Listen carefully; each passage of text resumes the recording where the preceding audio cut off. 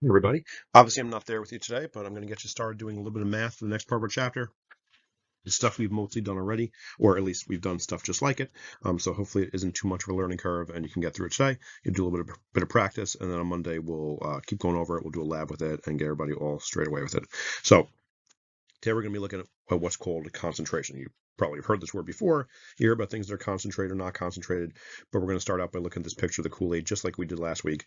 And it says, how can we describe these different glasses of Kool-Aid? What's the difference between these things? So why do they look like this? If you were going to draw pictures of the molecules inside, remember last week we had little circles of water. We drew little, I think, triangles for the different food coloring and stuff. What would it look like if you were going to draw the molecules of Kool-Aid and water as they're being dissolved like this? So take a second, pause the video if you want to, and just think about what would this look like? What would be the difference between these 5 glasses of Kool-Aid? Right, so hopefully you figured out that the one on the left doesn't have that much Kool-Aid powder in it at all. It's barely some kind of really light, kind of just their pinkish color. And then the ones all the way on the right have a very dark color, looks almost like some kind of dark soda, but it's going to look kind of like this. The ones on the left are very dilute, a word we can use, and the ones on the right are very concentrated, a word we can use. So on the left, you'd have just really barely any kind of solute molecules at all. They're very spread out, very few and far between. It's not that dense, packed in kind of stuff. It gets a little bit more tightly packed as it goes in, fitting in next to all the water molecules. And then as we get closer and closer to the right side, you see that pattern continue, where by the time you get to the right, it's a lot of that stuff. It's got all this powder dissolved. It's going to be really, really probably actually like physically thick. It's going to look much darker. Just looks like a totally different kind of situation here. So that's what the difference is between these things. And some quick vocab dump here. This is concentration. So if you're not familiar with this word, maybe you see things like concentrated, lemonade mixes or something, or like say an orange juice says not from concentrate. That's really what this is saying. If something's concentrated, it's all kind of packed in or not. So concentration is really just kind of how much stuff is packed into a certain amount of space. It's really kind of like density. The ones on the left don't have that much powder in there per units of water, whereas the ones on the right have a lot of that powder dissolved for the amount of water that's in there. So the one all the way on the right, we could say is concentrated. It's really kind of tightly packed in. It's a lot of stuff. We could think of this as being kind of strong. We could think of it as really being a lot of that powder. Really, it's a lot of it per unit of water. It's going to be really dense in there. And the ones on the left end, we could say are dilute. This is kind of what we call watered down. It's a weaker solution. So it's all dissolved. They both count as solutions, or all of them, I should say, count as solutions. But the one on the left is a much weaker solution because it's just not that much stuff, where the ones on the right are a much stronger solution because it really is a lot. So the one on the left would probably barely taste the flavor, where the one on the right would probably be actually really pretty gross. There's a couple of different ways we can express this concentration, how much stuff is actually dissolved in a solution. Some of it we've seen already, some of it we've not seen in this chapter, but we've seen previously, and some will be something new. We've used a little bit so far with table G, so we looked at that the last couple of days. Table G is this chart we've seen in the reference table. It just shows these lines that show you exactly how much solute should be able to dissolve at any given temperature.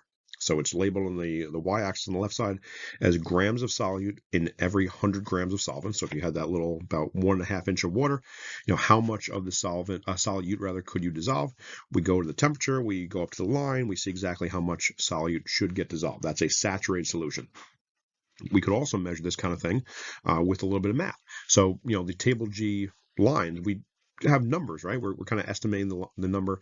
We're looking at it and saying, okay, it looks like it's about this much. Maybe it's 50 grams, maybe it's 51 grams. We're kind of, ballparking it there.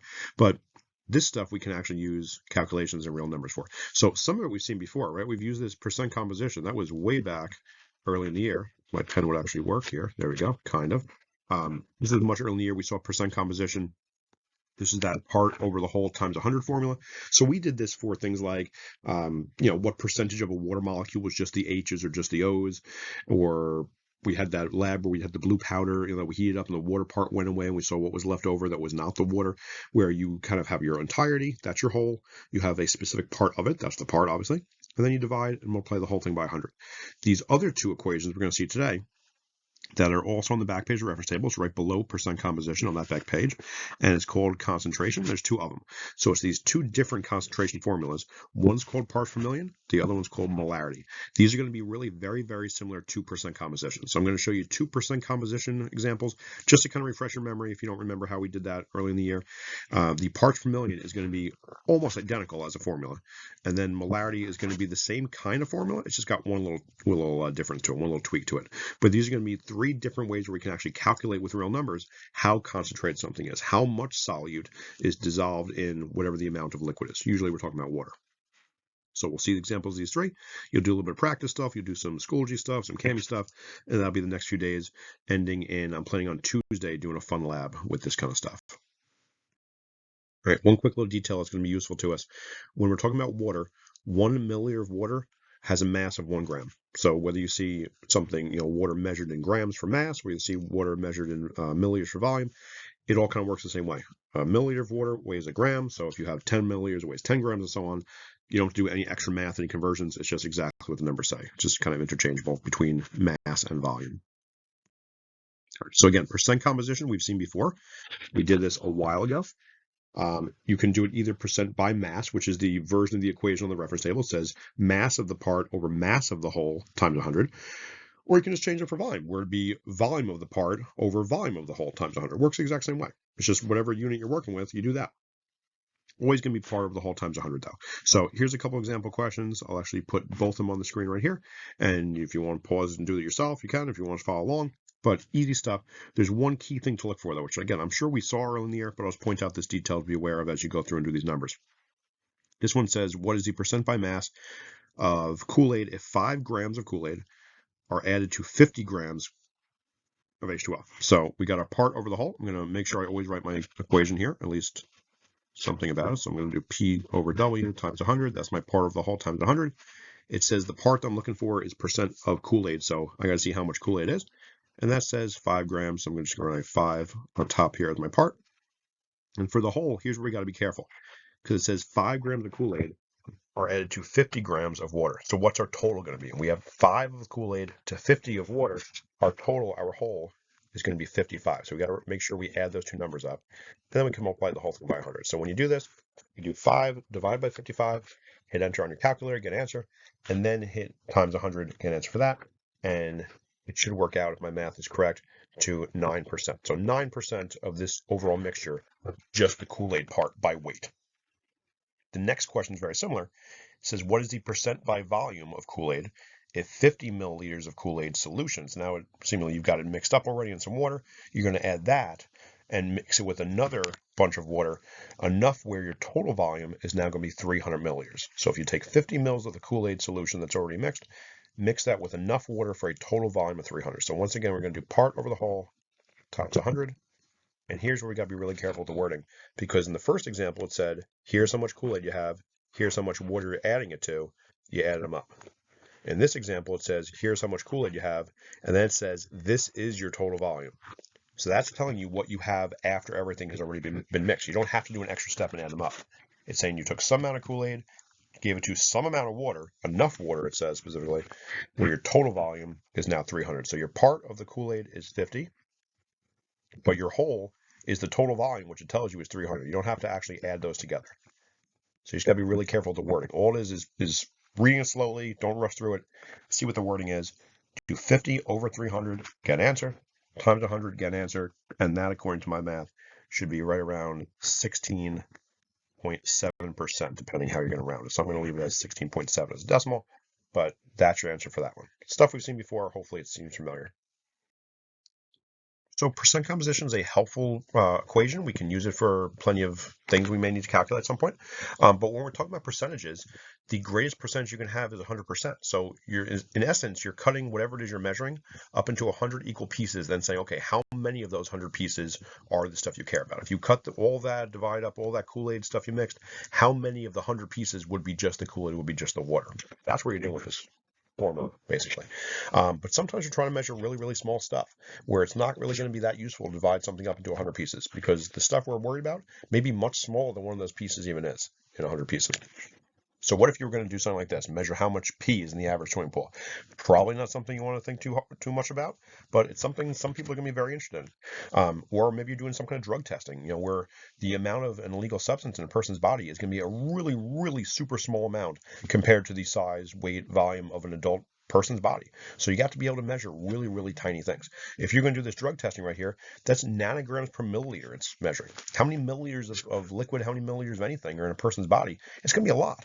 And if you only have 50 nanograms, that's a really ridiculously small amount in a person's body. So this would be like this really, really tiny number right here, 0.00008 grains of salt. Imagine what a grain of salt looks like, and you have that really tiny little decimal of just that per teaspoon of water. That's how much drug somebody would be able to test for.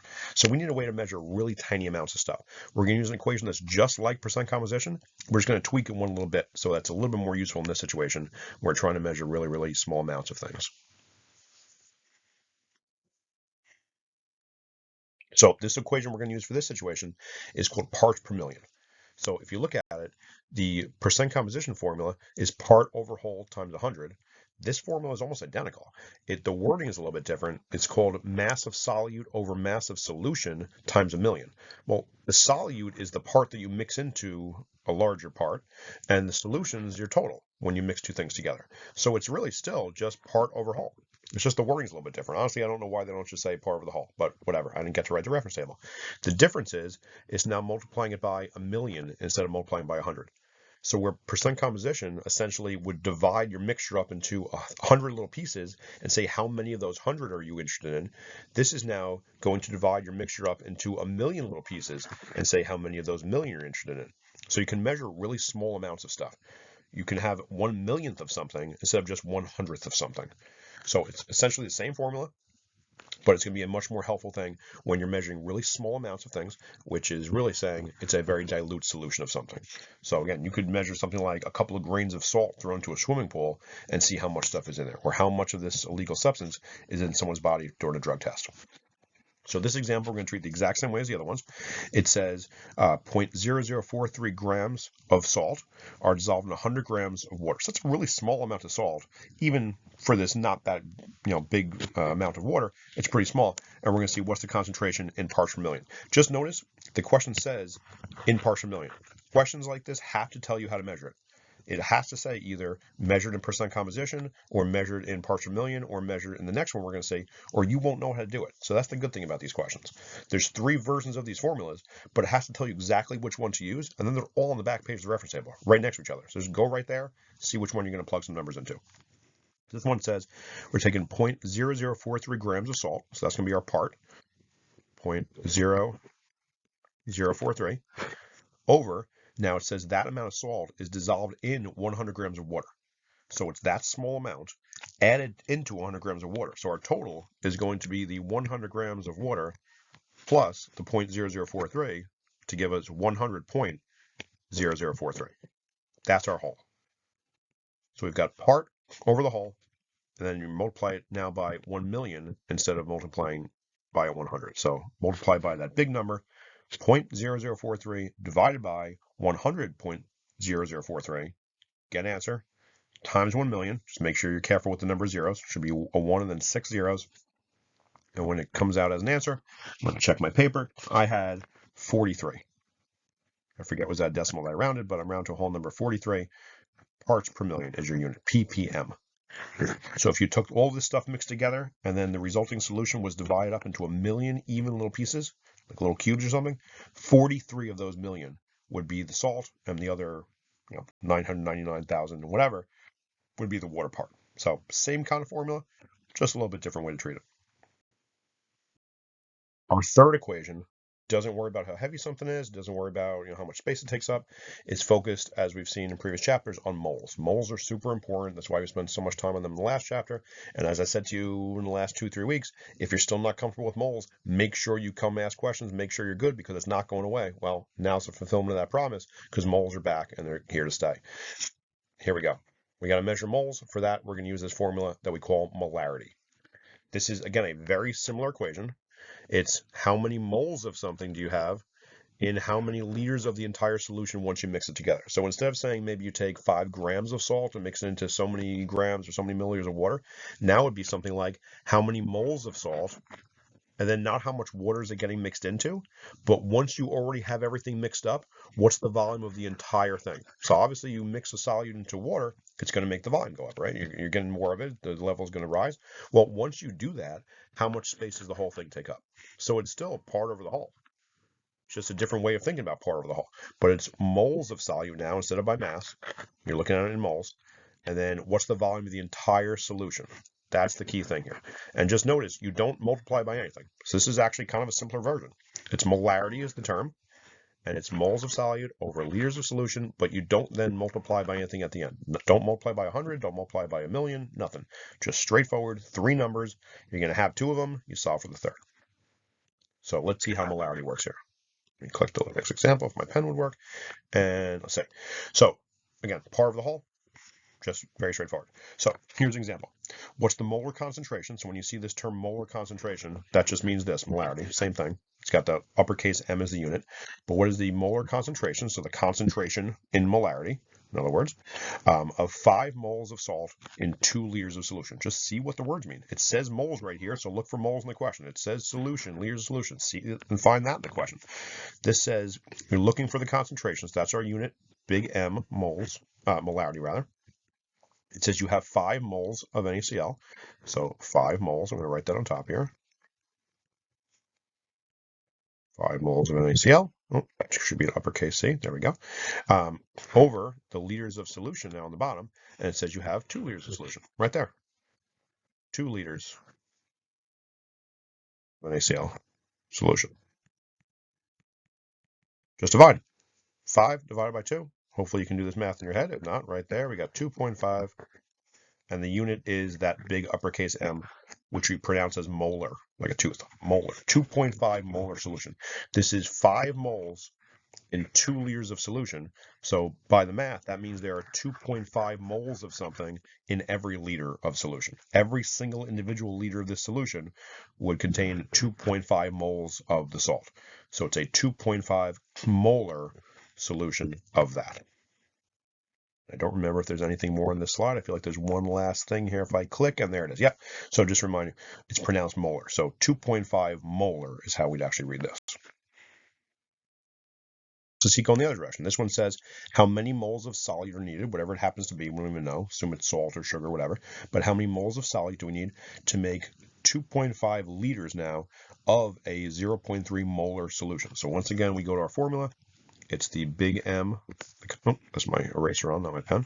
Big M is the concentration, the molarity, equals moles over liters.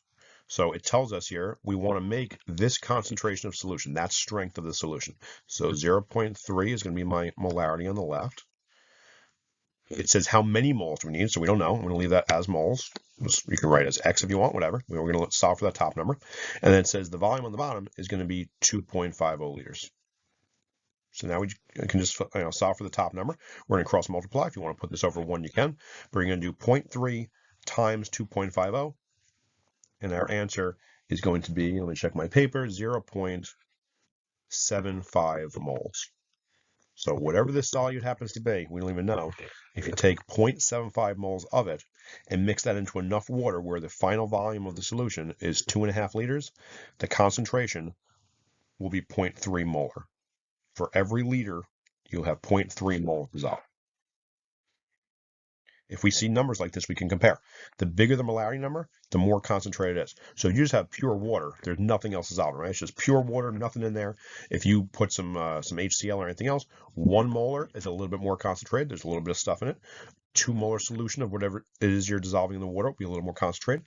A 5 molar concentration solution will be a lot more concentrated. The more and bigger numbers that you have, the more concentrated the stuff is. So just look at that. Small number molarity is not that much stuff dissolved, not that concentrated. Big numbers for molarity are very strong, a lot of stuff dissolved.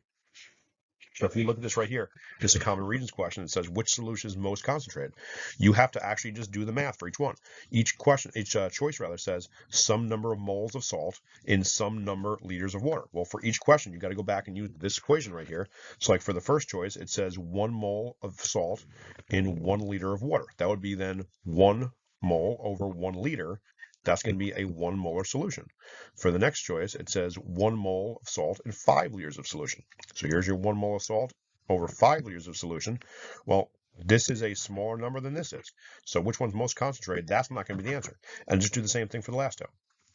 When I look at these numbers, 5 over 5 is going to be equal to 1. So that's going to cancel out with this one. And 5 moles in 1 liter, this last choice is going to be a 5 molar solution because it's 5 moles over 1 liter, just like this formula tells you to do, and your answer is going to be 5. That's a bigger number than anything else, so that's going to be the most concentrated solution of this stuff. So one last question here with a twist, because of course there's a twist. As I've been saying for the last couple of weeks, again, you got to know how to convert between moles and mass. It's going to come up again, and here it is right now. It's going to say, what is the mass in grams of salt needed to make 0.15 liters of a 3 molar solution of salt? Well, we have this number that has a big M on it. That's molarity. It's referring to this formula right here. Anytime you see a number like that, molarity, that's the only equation that makes sense. It's the only thing that has molarity in it. So let's see what information we have and get an answer for this. It says you're trying to make a solution of 3 molar, so our 3 uppercase M is going to go on the left, equals moles over liters. Well, it says we're trying to make 0.15 liters, so I'm going to get rid of that on the bottom and write 0.15 down there. We know that's now our number that goes on the bottom of the equation.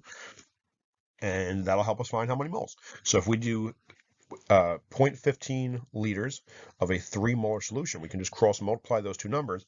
That'll tell us exactly how many moles we have dissolved, and that's going to be 0.45 moles of NaCl.